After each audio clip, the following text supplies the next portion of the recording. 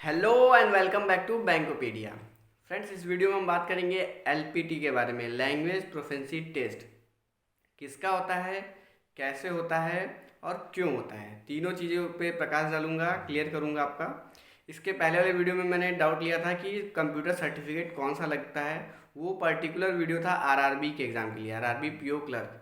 ठीक है, उस पर कमेंट है कि आईबीपीएस पीओ क्लर्क में क्या होता है, तो मैं बता दूं उसमें आपको कंप्यूटर सर्टिफिकेट कंपलसरी है। ठीक, कोई भी बेसिक सर्टिफिकेट आपके पास होना चाहिए। इफ़ अगर आपका टेंथ ट्वेल्थ या फिर ग्रेजुएशन में कंप्यूटर सब्जेक्ट नहीं है, तब अगर है तो आपको कोई भी सर्टिफिकेट की ज़रूरत नहीं है। और आपने कोई डिप्लोमा किया है कंप्यूटर से तो भी आपको सर्टिफिकेट की ज़रूरत नहीं है, वही आपका डिप्लोमा का सर्टिफिकेट ही कंप्यूटर सर्टिफिकेट हो गया, कोई भी डिप्लोमा हो। और नहीं है तो एक बेसिक सा सर्टिफिकेट आप बनवा लीजिए। अब डेट का डाउट जो है वो एग्ज़ाम का फॉर्म फिल करने के बाद का भी डेट का सर्टिफिकेट चल सकता है। ठीक है, तो ये क्लियर हो गया होगा। अब बात करेंगे एलपीटी के बारे में, लैंग्वेज प्रोफिशिएंसी टेस्ट। तो ये लैंग्वेज प्रोफिशिएंसी टेस्ट है, ये होता किसका है, होता क्यों है, पहले ये लेते हैं होता क्यों है। होता इसलिए है कि आप जिस स्टेट से बिलोंग कर रहे हैं, जिस स्टेट से अप्लाई कर रहे हैं, उस स्टेट का लोकल लैंग्वेज आपको पता है कि नहीं, ये चेक करने के लिए।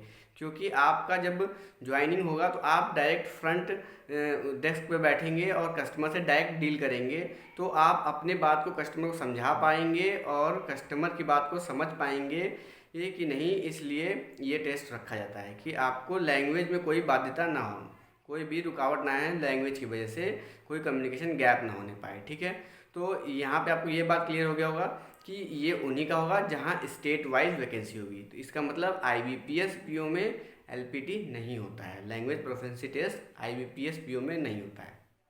आईबीपीएस क्लर्क में होगा, आरआरबी पीओ, आरआरबी क्लर्क, ये तीनों एग्जाम में होगा। ठीक है, अब क्यों होता है क्लियर हो गया। तो किसका होता है, किसका होता है, अगर मैं यूपी से हूँ और यूपी में ही वैकेंसी जो है उस पर ही अप्लाई किया हूँ तो मेरा नहीं होगा। ठीक है, मैं यूपी से बिलोंग करता हूँ और यूपी में ही अप्लाई किया हूँ तो मेरा एलपीटी नहीं होगा, क्योंकि बट ऑब्वियस है कि मैं यहीं का हूँ तो मुझे यहाँ का लोकल लैंग्वेज पता होगा। ठीक है, अब तो किसका होगा, जो आउटसाइड मतलब किसी और स्टेट के हैं और किसी और स्टेट में अप्लाई किए हैं उनका एलपीटी होगा। ठीक है, मगर मतलब अगर आप राजस्थान से हैं, आसाम से हैं, कहीं और मेघालय से हैं और यूपी से अप्लाई कर दिए हैं तो आपका एलपीटी होगा। अब उसमें भी केस है, जैसे अगर आप राजस्थान से हैं और आपका टेंथ या ट्वेल्थ में, शायद एट्थ में, एट्थ भी नोटिफिकेशन दिया है, एट्थ में हिंदी आपका सब्जेक्ट है, यहाँ का लोकल लैंग्वेज हिंदी है, हिंदी आपका सब्जेक्ट है, तो आपका एलपीटी नहीं होगा। ठीक है, इन केस आपका ग्रेजुएशन मतलब किसी में भी हिंदी नहीं था, टेंथ ट्वेल्थ एट्थ किसी भी क्लास में आपका हिंदी सब्जेक्ट नहीं था,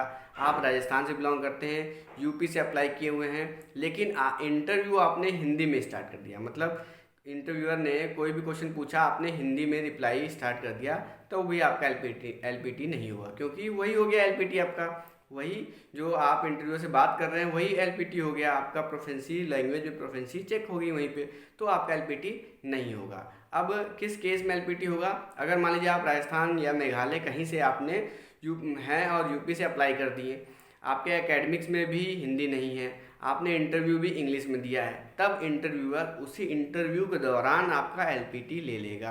अब इंटरव्यूअर आपका एलपीटी ले लेगा, कैसे लेगा, तो एलपीटी कैसे होता है यहाँ पे ये क्लियर होगा।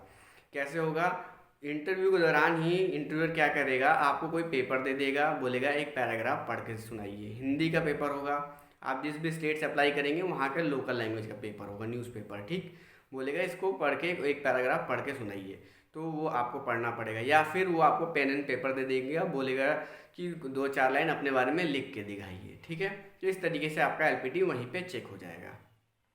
99% चांसेस है कि आपका एलपीटी का एग्ज़ाम नहीं होगा, आप भले ही दूसरे स्टेट के हैं और दूसरे स्टेट से अप्लाई कर रहे हैं तब भी आपका एलपीटी होने के चांस बहुत कम है। ठीक है, मैं अपना एक पर्सनल एक्सपीरियंस शेयर करना चाहता हूँ आपके साथ। जब मेरा आईबीपीएस क्लर्क के थ्रू ज्वाइनिंग हुआ था और ट्रेनिंग के टाइम पे वहाँ पे करीब 200 से प्लस 200 प्लस स्टूडेंट थे, हम लोग सारे क्लर्क थे, क्लरिकल कैडर वहाँ पे था, ट्रेनिंग था, अलग अलग ट्रेनिंग होता है, तो हम लोग का बेंगलोर में था, वहाँ पे करीब 225 बच्चे थे हम लोग, तो सब लोग बैठा था। लास्ट में क्या है, ट्रेनिंग के लास्ट में एक राजभाषा अधिकारी वहाँ पे आए थे।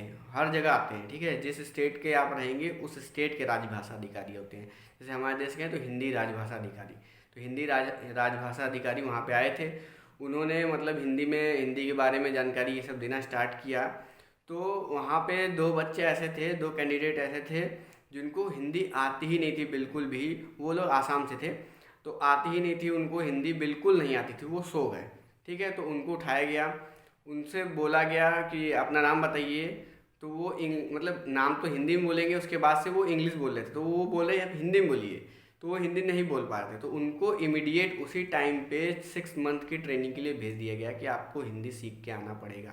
ठीक है, तो अगर आपको मतलब लैंग्वेज नहीं पता है, लोकल लैंग्वेज नहीं पता है, किसी और स्टेट से हैं, किसी और स्टेट से अप्लाई कर दिए हैं, तो आपका वो कैंसिल नहीं होगा, कैंडिडेचर कैंसिल नहीं होगा, आप डिस्क्वालीफाई नहीं किया जाएगा। अगर एलपीटी में भी फेल हो गए, मान लीजिए इंटरव्यू दौरान आपका एलपीटी हुआ, आप न्यूज़पेपर नहीं पढ़ पाए, तो आपको टाइम दिया जाएगा, 6 महीने का टाइम दिया जाएगा। 6 महीने का time ample amount of time है, उसमें आप सीख जाएंगे कोई भी लोकल लैंग्वेज। इतना तो सीख जाएंगे कि आप बातचीत कर लें। ठीक है, तो टेंशन वाली बात नहीं है कोई भी।